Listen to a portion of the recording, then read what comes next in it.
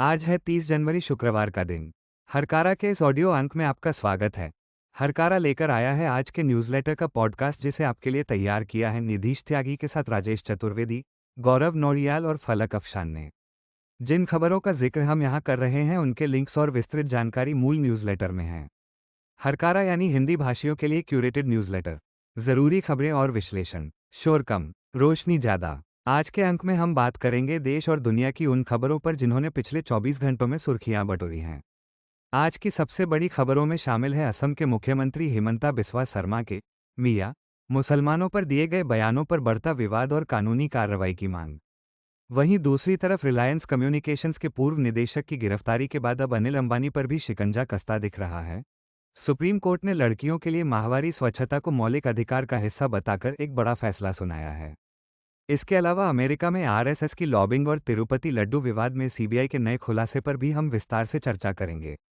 तो चलिए शुरू करते हैं खबरों का सिलसिला। असम में राजनीतिक माहौल गर्मा गया है। असम के मुख्यमंत्री हिमंता बिस्वा शर्मा द्वारा बंगाली भाषी मुसलमानों जिन्हें वह मियाँ कहा जाता है के खिलाफ की गई टिप्पणियों पर पुलिस में शिकायत दर्ज कराई गई है। शांति और न्याय के लिए काम करने वाले कार्यकर्ता हर्ष मंदर ने दिल्ली के हौस खास पुलिस स्टेशन में शिकायत दी है। उन्होंने आरोप लगाया है कि शर्मा के बयान नफरत और भेदभाव को बढ़ावा देते हैं। इलाहाबाद हाईकोर्ट के पूर्व मुख्य न्यायाधीश जस्टिस गोविंद माथुर ने भी कहा है कि डर और नफरत फैलाकर शर्मा भारतीय गणतंत्र की नींव कमजोर कर रहे हैं। इंडियन एक्सप्रेस की रिपोर्ट के मुताबिक शर्मा ने एक कार्यक्रम में कहा था कि उनका काम मियाँ लोगों को कष्ट देना है। उन्होंने लोगों को उकसाते हुए कहा कि अगर रिक्शे का किराया 5 रुपये है तो उन्हें 4 रुपये दें। तृणमूल कांग्रेस की महुआ मोइत्रा ने इस मुद्दे पर प्रधानमंत्री और न्यायपालिका की चुप्पी पर सवाल उठाए हैं। हालांकि शर्मा ने अपने बयानों का बचाव करते हुए कहा है कि वो असमिया लोगों की सुरक्षा की बात कर रहे हैं। तृणमूल कांग्रेस की सांसद महुआ मोइत्रा ने गुरुवार को असम के मुख्यमंत्री हिमंता बिस्वा शर्मा की मियाँ समुदाय पर की गई विवादास्पद टिप्पणी को लेकर प्रधानमंत्री और न्यायपालिका की चुप्पी पर सवाल उठाए हैं। उन्होंने सोशल मीडिया प्लेटफॉर्म एक्स पर लिखा, एक प्रधानमंत्री हिमंता के शब्दों पर चुप कैसे रह सकते हैं, क्योंकि वो जानते हैं कि वो खुद भी इसी के दोषी हैं। लेकिन वो अदालतें जो कुत्ते के काटने की घटनाओं पर स्वतः संज्ञान लेती हैं, वे इस पागलपन पर प्रतिक्रिया क्यों नहीं दे रही हैं? इस मामले पर इलाहाबाद हाईकोर्ट के पूर्व मुख्य न्यायाधीश सेवानिवृत्त गोविंद माथुर ने एक बयान में कहा कि शर्मा की बातें नागरिकों को धर्म के आधार पर बांटने की कोशिश है और यह भारत के संवैधानिक ढांचे के बुनियादी सिद्धांतों का उल्लंघन है। उन्होंने कहा कि अनुच्छेद 14 कानून के समक्ष समानता की गारंटी देता है, अनुच्छेद 15 धार्मिक आधार पर भेदभाव को रोकता है और अनुच्छेद 21 हर व्यक्ति की गरिमा की रक्षा करता है। जस्टिस माथुर ने कहा, सीएम के रूप में श्री शर्मा ने संविधान को बनाए रखने की शपथ ली है। नफरत फैलाने वाले सीएम का इस्तीफा मांगने का ये सही समय है। कारोबारी जगत से एक बड़ी खबर है। प्रवर्तन निदेशालय यानी ईडी ने रिलायंस कम्युनिकेशंस के पूर्व निदेशक पुनीत गर्ग को गिरफ्तार किया है। यह मामला 40,000 करोड़ रुपये से अधिक की बैंक धोखाधड़ी से जुड़ा है। द वायर की खबर के मुताबिक ईडी ने गर्ग को पूछताछ के बाद हिरासत में लिया। उन पर आरोप है कि उन्होंने कंपनी की दिवाला प्रक्रिया के दौरान अमेरिका के न्यूयॉर्क में एक लग्जरी अपार्टमेंट खरीदा और इसके लिए पैसों की हेराफेरी की। जांच एजेंसी का कहना है कि 83 लाख अमेरिकी डॉलर एक पाकिस्तान से जुड़े व्यक्ति के जरिए डाइवर्ट किए गए थे। सूत्रों के मुताबिक पुनीत गर्ग के बयानों के आधार पर अब अनिल अंबानी से भी पूछताछ की जा सकती है। जांच में यह भी सामने आया है कि लोन की राशि को अनिल अंबानी और उनके परिवार के निजी खर्चों के लिए इस्तेमाल किया गया था। सुप्रीम कोर्ट ने शुक्रवार को एक ऐतिहासिक टिप्पणी की है। कोर्ट ने कहा कि लड़कियों को पीरियड्स के दौरान साफ सफाई और जरूरी सुविधाएं मिलना संविधान के अनुच्छेद 21 के तहत उनके जीवन और गरिमा के अधिकार का हिस्सा है। Justice JB. पारदीवाला और जस्टिस आर. महादेवन की पीठ ने कहा कि अगर स्कूलों में माहवारी से जुड़ी सुविधाएं नहीं होंगी तो लड़कियों को अपमान सहना पड़ता है और वे पढ़ाई छोड़ने को मजबूर हो जाती हैं। कोर्ट ने सभी राज्यों को आदेश दिया है कि हर स्कूल में अलग शौचालय और सैनिटरी नैपकिन की व्यवस्था हो। साथ ही लड़कों और पुरुष शिक्षकों को भी जागरूक करने पर जोर दिया गया है ताकि लड़कियों के साथ भेदभाव न हो। प्रिज्म में छपी बिप्लोब कुमार और मेघनाथ बोस की एक रिपोर्ट ने बड़ा खुलासा किया है। रिपोर्ट के मुताबिक राष्ट्रीय स्वयंसेवक संघ ने अमेरिका में अपनी लॉबिंग गतिविधियां बंद कर दी हैं। ये कदम तब उठाया गया जब ये बात सामने आई कि आरएसएस अमेरिकी सांसदों को प्रभावित करने के लिए एक लॉबिंग फर्म स्क्वायर पैटर्न बोग्स की सेवाएं ले रहा था। रिपोर्ट में दावा किया गया है कि इसके लिए करीब $3 लाख खर्च किए गए। विवाद तब बढ़ा जब पता चला कि आरएसएस ने खुद को विदेशी संगठन के तौर पर रजिस्टर नहीं कराया था, जो अमेरिकी कानूनों का उल्लंघन हो सकता है। इस खुलासे के बाद विपक्ष ने आरएसएस की पारदर्शिता पर सवाल उठाए हैं। दिसंबर के आखिर में ये लॉबिंग कॉन्ट्रैक्ट खत्म कर दिया गया।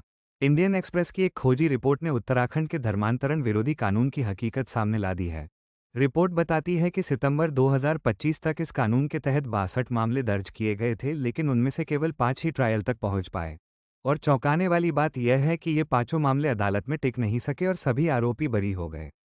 अदालती दस्तावेजों से पता चलता है कि जांच में खामियां और बालिग जोड़ों की आपसी सहमति इन फैसलों का आधार बनी। कई मामलों में शिकायतकर्ता अपने बयानों से पलट गए। सुप्रीम कोर्ट ने भी एक मामले में कहा कि जब बालिग जोड़े सहमत हैं तो राज्य को क्या आपत्ति हो सकती है। ये डेटा बताता है कि कड़े कानूनों के बावजूद पुलिस के दावे अदालत में कमजोर साबित हो रहे हैं। सुप्रीम कोर्ट की एक टिप्पणी पर ट्रेड यूनियनों ने कड़ी आपत्ति जताई है।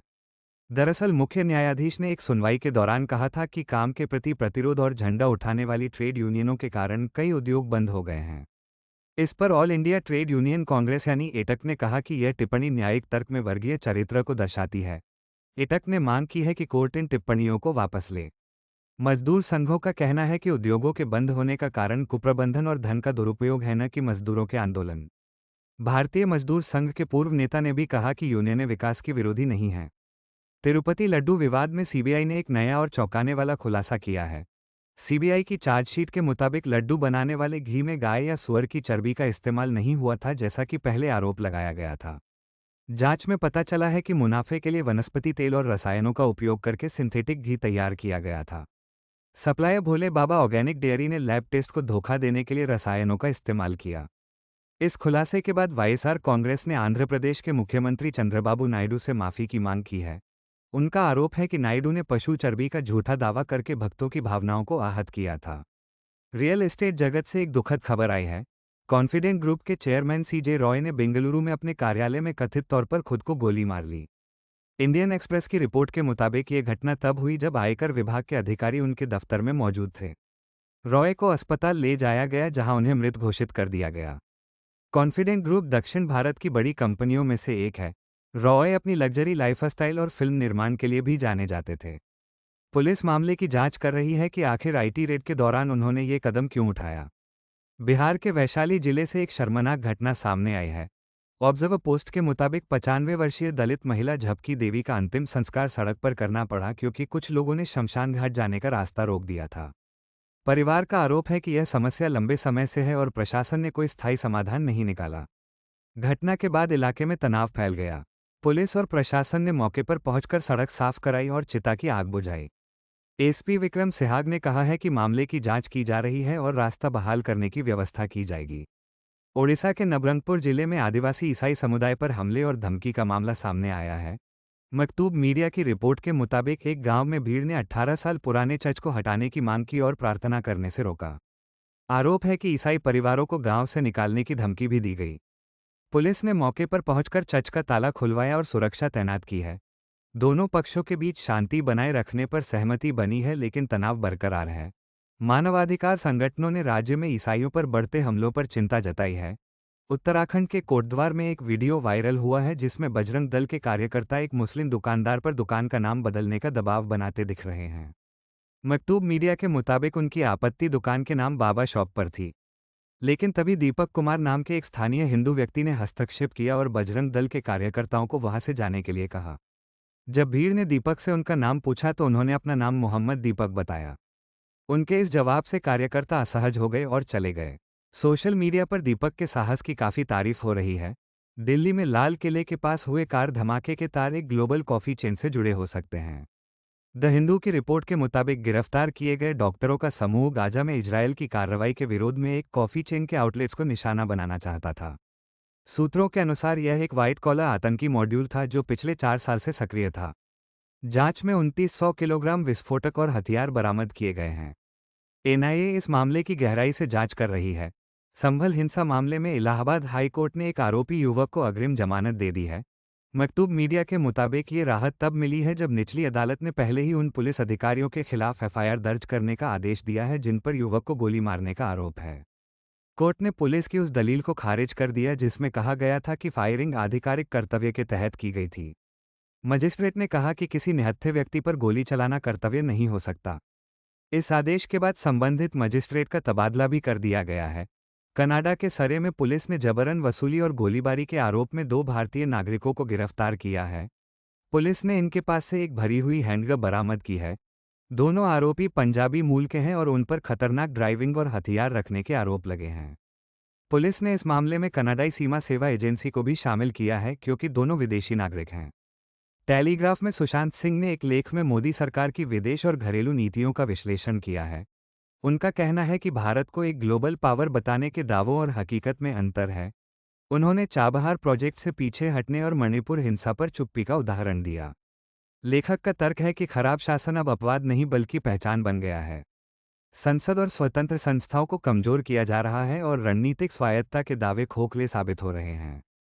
अब नजर डालते हैं अंतर्राष्ट्रीय खबरों पर। पाकिस्तान की सेना ने बलूचिस्तान में 41 लड़ाकों को मारने का दावा किया है और हमेशा की तरह बिना सबूत के इसका आरोप भारत पर मढ़ दिया है। वहीं रूस ने कहा है कि राष्ट्रपति पुतिन डोनाल्ड ट्रंप के अनुरोध पर 1 फरवरी तक यूक्रेन पर हमले रोकने के लिए सहमत हो गए हैं। उधर ईरान और अमेरिका के बीच तनाव बढ़ रहा है। विश्लेषकों का मानना है कि ईरान में चल रहे आंतरिक विरोध प्रदर्शनों के कारण इस बार वहां की सरकार अमेरिका के खिलाफ ज़्यादा आक्रामक प्रतिक्रिया दे सकती है। अंत में एक रोचक जानकारी। क्या आप जानते हैं भारत में बाघों की गिनती कैसे होती है? इंडिया स्पैंड के मुताबिक ये प्रक्रिया 2 चरणों में होती है। पहले वन विभाग की टीमें पंजों के निशान और अन्य सबूत इकट्ठा करती हैं। फिर कैमरा ट्रैप लगाए जाते हैं। खास बात यह है कि हर बाघ की धारियां इंसान के फिंगरप्रिंट की तरह अलग होती हैं जिससे उनकी पहचान की जाती है। तो ये थी आज की प्रमुख खबरें। हम उम्मीद करते हैं कि हरकारा का यह एपिसोड आपको पसंद आया होगा। अपनी राय और सुझाव हमें जरूर भेजें। आप हमें WhatsApp, LinkedIn, Instagram, Facebook, YouTube और ट्विटर पर भी फॉलो कर सकते हैं। मिलेंगे हरकारा के अगले अंक में, तब तक के लिए अपना ख्याल रखें। नमस्कार।